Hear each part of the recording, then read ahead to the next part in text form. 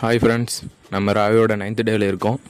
நம்ம எதை பற்றி பார்க்க போகிறோன்னா, தமிழ்நாடு அக்ரி பட்ஜெட் 2025 to 26 அதில் இருக்கக்கூடிய ஸ்கீம்ஸும் அதில் ஒதுக்கின பட்ஜெட்டையும் தான் பார்க்க போகிறோம் இந்த வீடியோவில்.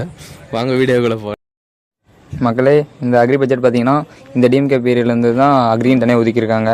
இது பார்த்திங்கன்னா இப்போ இந்த 2025 மார்ச் 15 எம்ஆர்கே பன்னீர்செல்வம், அதாவது வேளாண்மைத்துறை அமைச்சர் இருக்கிறாரில், அவர் அக்ரி பட்ஜெட் வெளியிட்டார். அவர் வெளியிட்டதில் பார்த்திங்கன்னா லாஸ்ட் இயரோட 8% அதிகமாக அக்ரிக்குன்னு தனியாக ஒதுக்கியிருக்காங்க. அதாவது 45,661 கோடி அக்ரிக்குன்னு தனியாக ஒதுக்கியிருக்காங்க. இது தமிழ்நாடோட மொத்த பட்ஜெட்டில் 3 பங்காக இருக்குது இந்த அக்ரி பட்ஜெட்டு.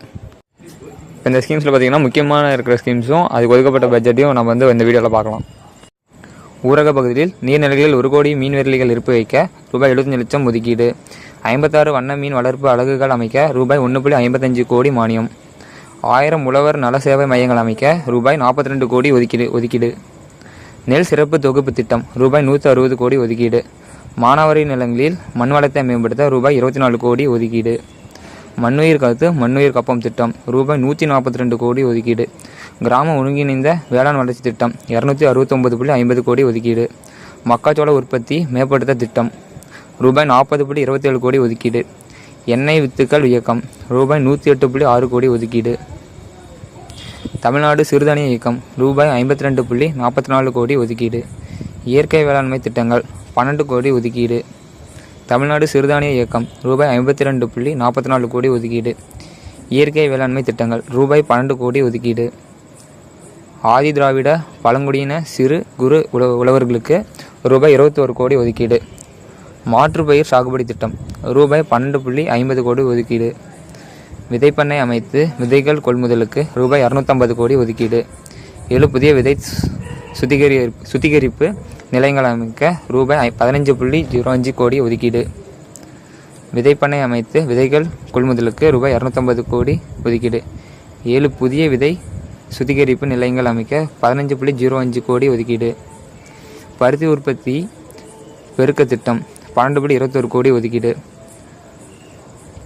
பயிர் காப்பீட்டு திட்டம் 841 கோடி ஒதுக்கீடு. கோடைக்கால பயிர் திட்டம் 10.50 கோடி ஒதுக்கீடு. நுண்ணீர் பாசன திட்டம் 1168 கோடி ஒதுக்கீடு. பாரம்பரிய காய்கறி ரகங்களை ஊக்குவிக்க ரூபாய் 202.4 கோடி ஒதுக்கீடு. கரும்பு சாகுபடி மேம்பாட்டு திட்டம் 10.63 கோடி ஒதுக்கீடு. ஊட்டச்சத்து வேளாண்மை திட்டம் ரூபாய் 125 கோடி ஒதுக்கீடு.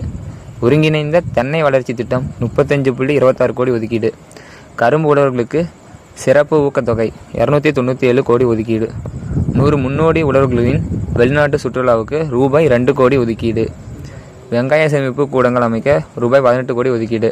மலர்கள் சாகுபடியை ஊக்குவிக்க 8.51 கோடி ஒதுக்கீடு. பாரம்பரிய மலரான மல்லிகை சாகுபடியை அதிகரிக்க ரூபாய் 1.60 கோடி ஒதுக்கீடு. உதிரி வகை ரோஜா மலர்களின் சாகுபடிக்கு ரூபாய் 1 கோடி ஒதுக்கீடு. வெண்ணெய் பழ சாகுபடியை ஊக்குவிக்க ரூபாய் 69 லட்சம் ஒதுக்கீடு. வேளாண் இந்தியர்களுக்கு கருவிகளின் மானியத்திற்கு 215.80 கோடி ஒதுக்கீடு. 130 வேளாண் இயந்திர வாடகை மையங்கள் அமைக்க 10.50 கோடி ஒதுக்கீடு. வாடகை செயலி மூலம் வேளாண் இயந்திரங்களுக்கு 17.37 கோடி ஒதுக்கீடு. சூரிய சக்தியால் இயங்கக்கூடிய பம்பு செட்டுகள் 24 கோடி ஒதுக்கீடு.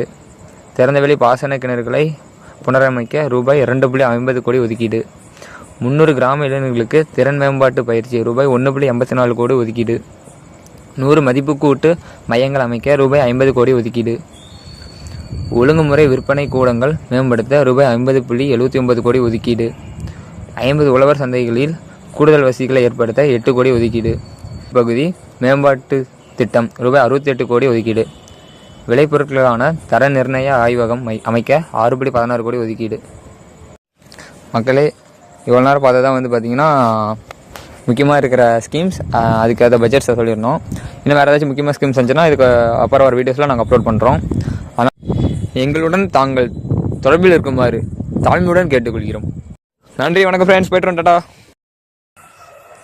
So do like, share and subscribe.